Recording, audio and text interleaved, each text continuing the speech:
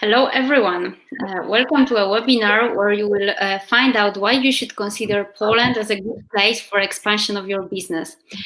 This event is a part of the Selflending program organized by Cambridge Innovation Center, Venture Café Warsaw, EY and Polish Investment and Trade Agency for the companies who would like to get comprehensive support in starting business in Poland.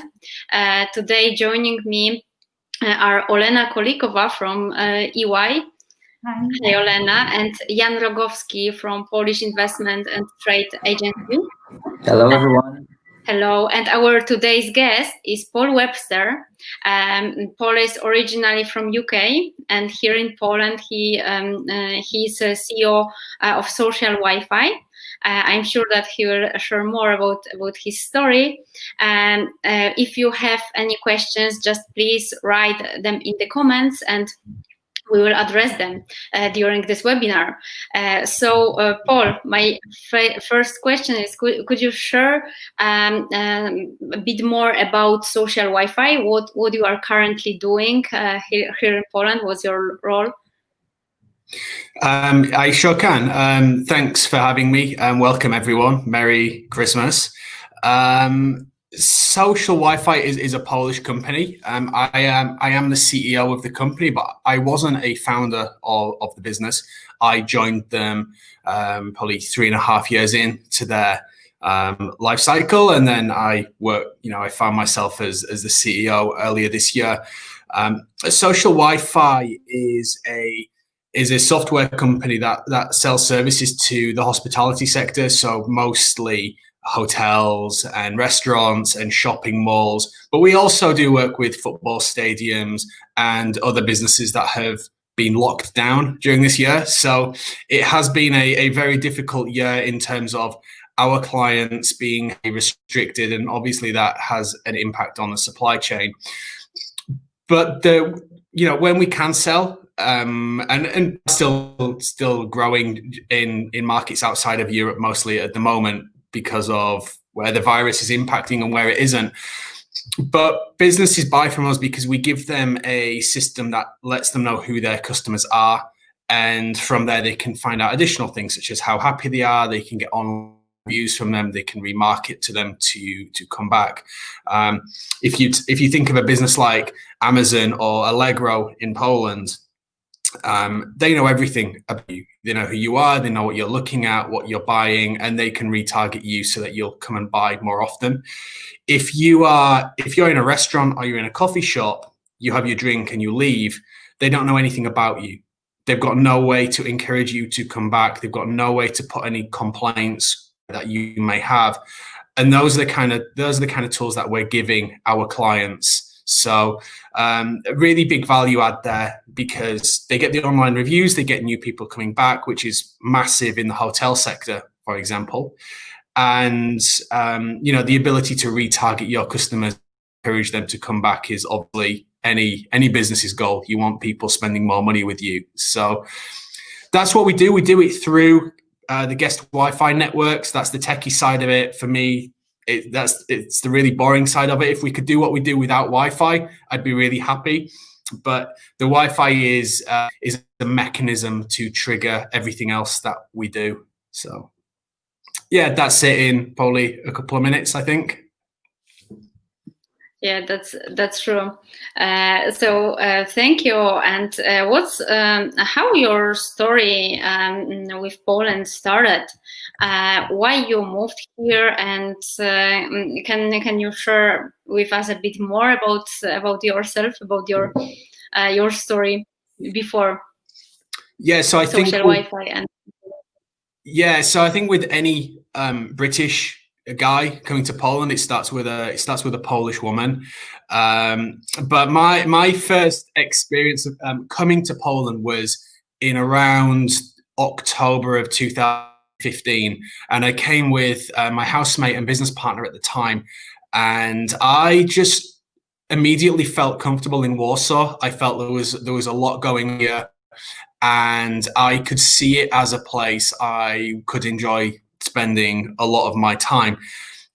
I'm not from I'm from a smaller town outside of London, so when I talk about my experiences of bit of business, I don't have a London attitude to things. I'm used to a slower, quieter life, and for me, London's a horrible place. I really don't like it. It's too chaotic. It's too expensive. It's too busy. I really don't like.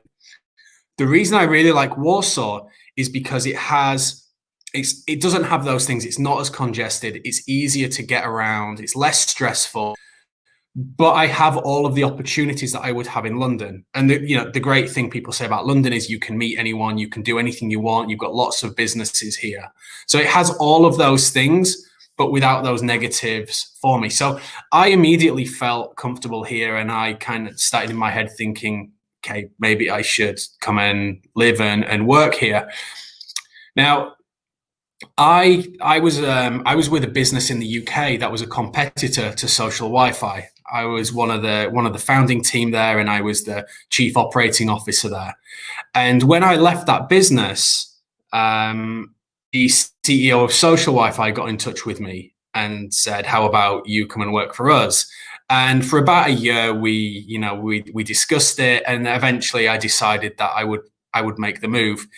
And so I came and joined Social Wi-Fi in the same capacity.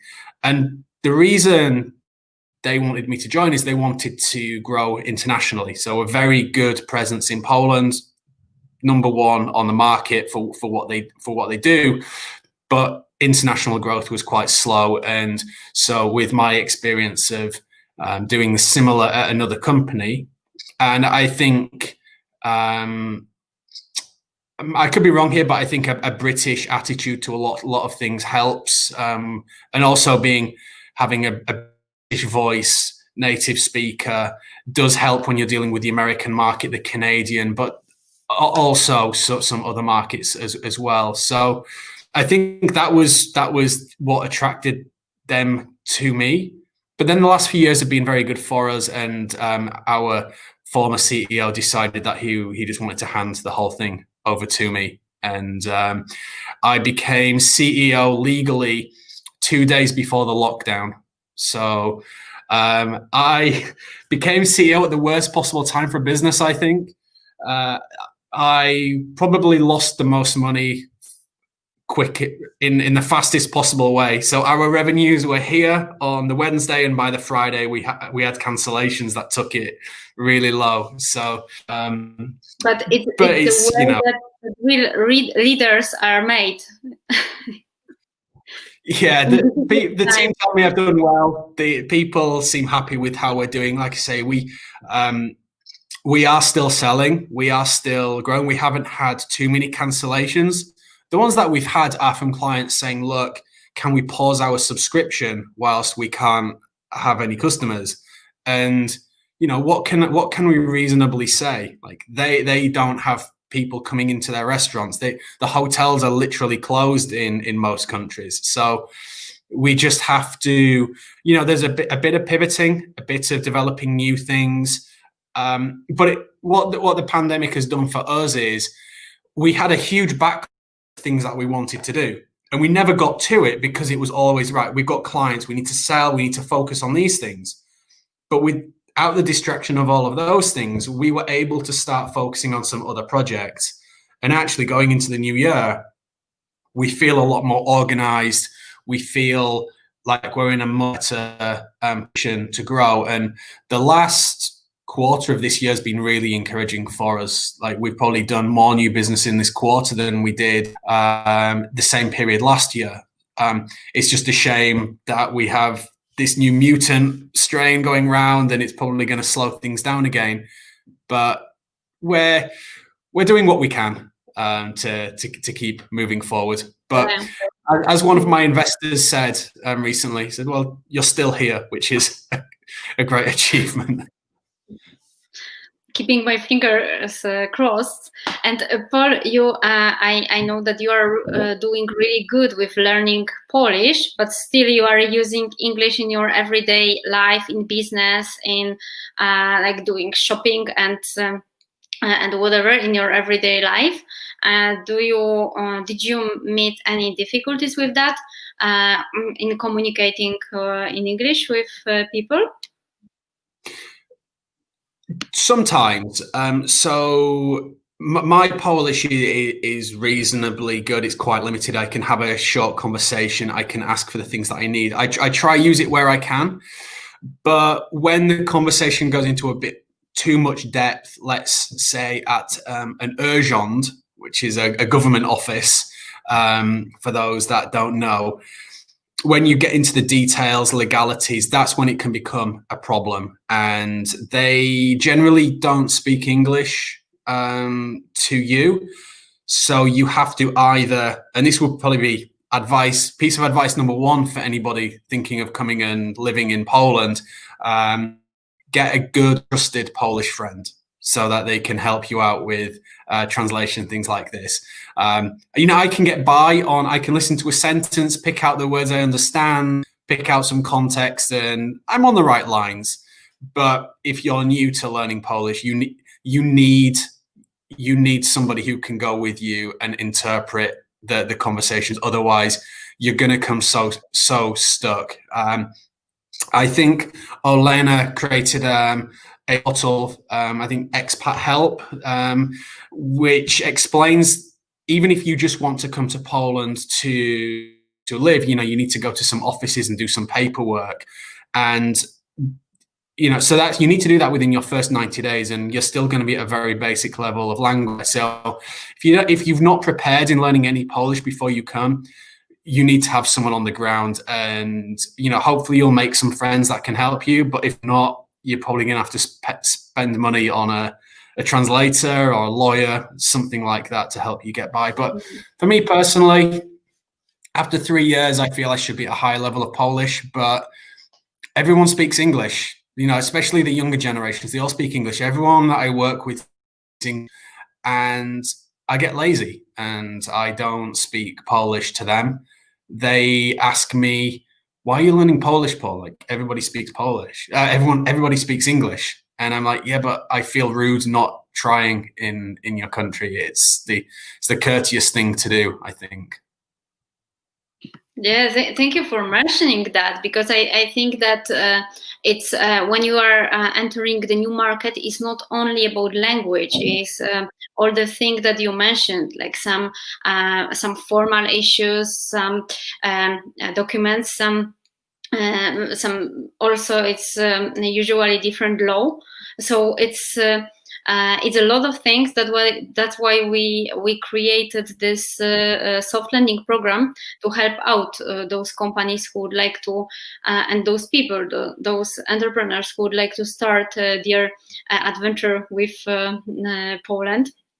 And we are just making things easier, because we at the beginning we can offer support with all the documentation, and also we created the 30 days program where we are helping to plug into ecosystem, innovation ecosystem, organizing some meetings with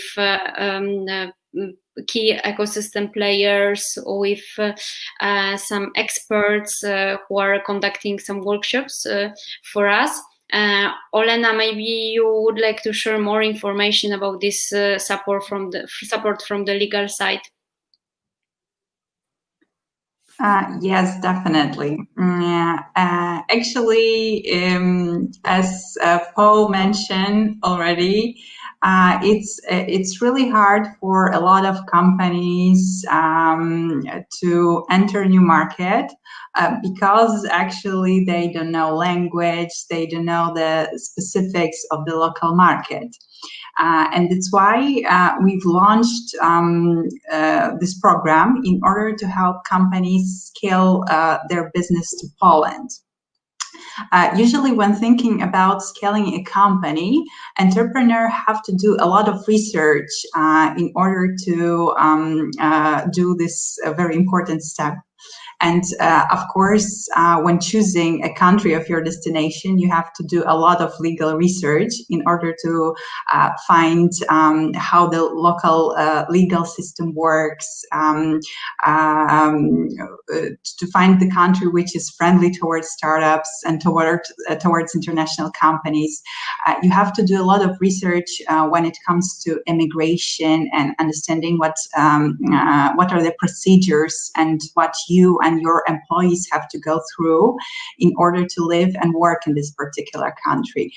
You have to understand how tax system works, how is a social security system formed, are there any restrictions related to any type of business in this country, and there's a lot of things to consider. And to make this process a little bit easier, we actually created a Selflending program, and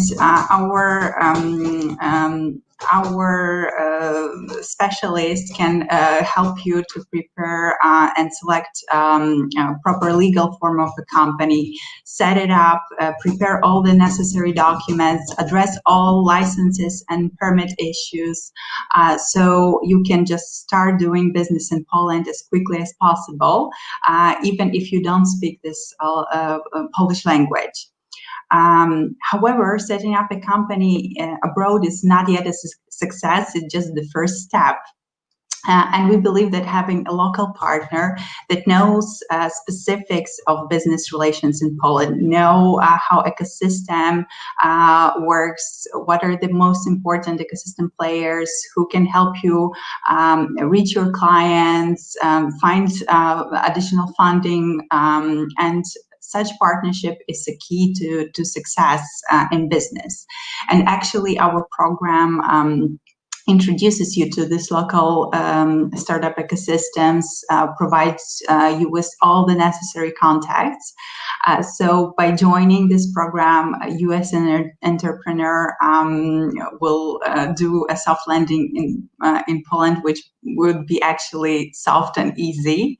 And we hope that all our viewers will choose Poland as your business destination, and we hope you will choose us as our trusted partner in doing business in Poland. So we encourage you to join and to try and to start making business together with us. Thank you, Olena, because as you mentioned, it's really important, and it's not only about knowledge, but it's also about some connections. That's why we are trying in 30 days to just contact you with many people. Then you are able to run your business effectively here. Paul, I have next question to you. What would you recommend to somebody who would like to start a business abroad? That's an open question. So somebody wanting to open a business in Poland, what would I recommend? Get a good lawyer and get a good accountant. And I think what Olena's just said is she can put you in touch with the people that you need for that. But without those two things, I think you're going to find it very difficult to get going, because the systems are not as easy as you might be used to. I speak somebody used to the English or the British systems for creating businesses and managing your business. They're a lot more. There's a lot more work involved. Let me put it that way. And I don't think eGov. Not everything is quite online. You have to visit offices, which therefore means you need to go speak to people in Polish. So take your interpreter with you as well, or give somebody power of attorney. So that would be my biggest piece of advice. I think you need the right people around you. You cannot do this by yourself unless you've done a lot of research to begin with. So get the right people around you, and I think you should start with accountants and lawyers. Yes, Paul, and I this program. actually have a question. You mentioned that actually the language is a challenge, but what are your other challenges you faced here in Poland? It would be, I guess, interesting for our viewers to learn about some challenges and how to overcome them. One of the biggest challenges was you don't know what you don't know. So when I came to Poland 3 years ago, there was no one place I could go that says, okay, as an individual, you need to do these things in order to legally live and work in Poland. What happened is like, okay, the first thing I knew I had to do one step. So I did that, and I went to it and I did it. And then then the person behind the counter says, have you done this as well? And I was like, have I done what? So then I had to go away, research that, and I accidentally found things out. And I've spoken to people in the past and said, have you done this? Yeah, I go, no, I didn't know how to do it. So there is that difficulty of not knowing what you don't know. And that works on a personal basis, but also in terms of opening a business. The other aspect compared to an experience in the UK is a big challenge is accounting. So there's a lot more work involved in Poland. So in the UK, my annual cost for accounting came in at X amount. I was almost paying that every month here, because it's like being audited every month in your submissions of your financial data to Urząd Skarbowy. How does that translate? Just like the local tax office. So it is very much that every month you have to audit. It's like doing an audit. So you need an accountant to submit things. So I think that for me was the biggest shock. It's not just as simple as sell, bring the money in, send the tax. There's this big bit in between where they want to reconcile every zloty that you have said you've earned versus the bank account, and so on and so forth. So that was another big challenge. But like I say, I did come here and I walked into a business that had been existing on the market for at least 3.5 years. So I had some advantages of not having to start from scratch.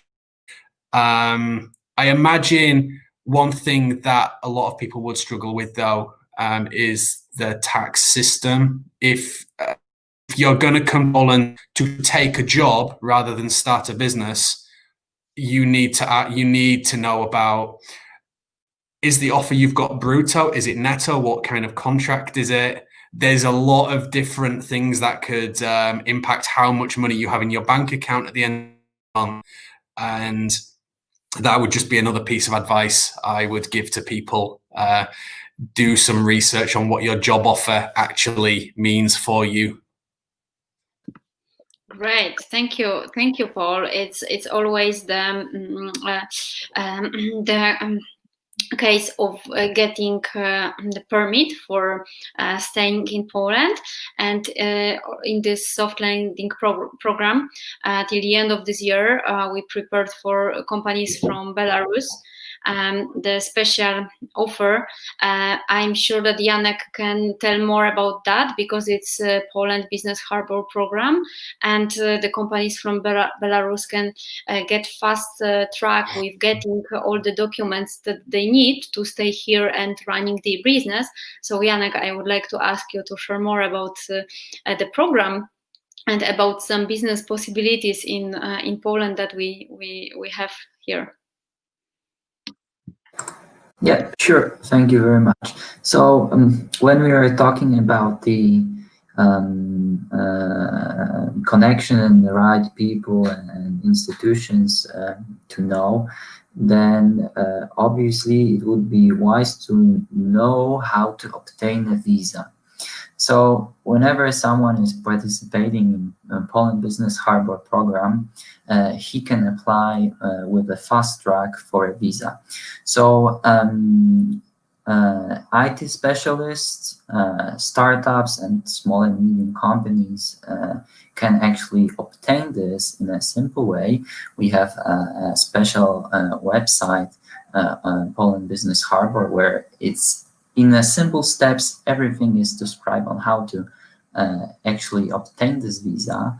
And of course, we are also helping to get this visa in a fast way. So we as an agency, Polish investment agency, we actually ask consulates to fast track these visas. So, well, I would encourage everyone to contact us and also check the Poland Business Harbor website to do so. So we are already operating with this program for a couple of months. So we already granted more than 2,000 visas, which is quite a lot. And we are looking forward to actually grant more visas.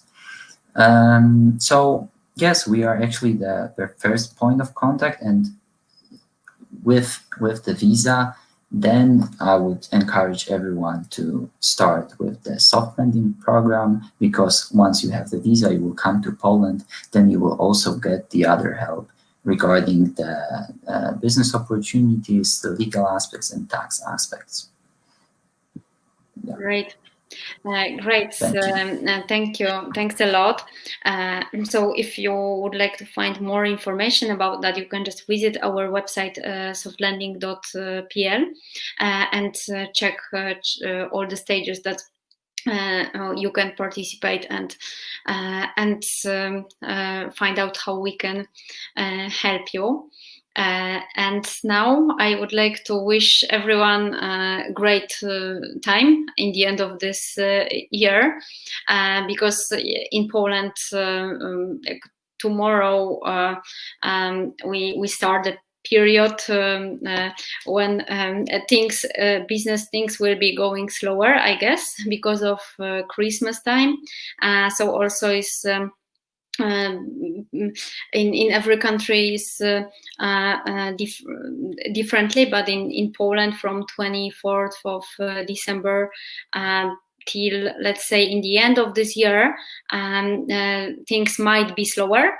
Some people are working during this period, but if you would like to just get some things done, you need to have some patience, because it's this time of the year that people are spending with the families and doing different things. But we definitely can give you the support. So contact us if you need. And in the in next year we will have more things for you in the Selflending program. So check our website and stay in touch. Thanks a lot for your time. Thank you, Paul, for sharing your experiences about Poland, because I think that you are a great person to do that, because you came through a lot of things here. So thank you so much. Thank you, Olena. Thank you, Jan. And thank you all of the participants of today's webinar. I wish you a great afternoon. Thanks. Merry Christmas, everyone. Thank you. Goodbye. Thank you. Merry Christmas. Thank you. Bye.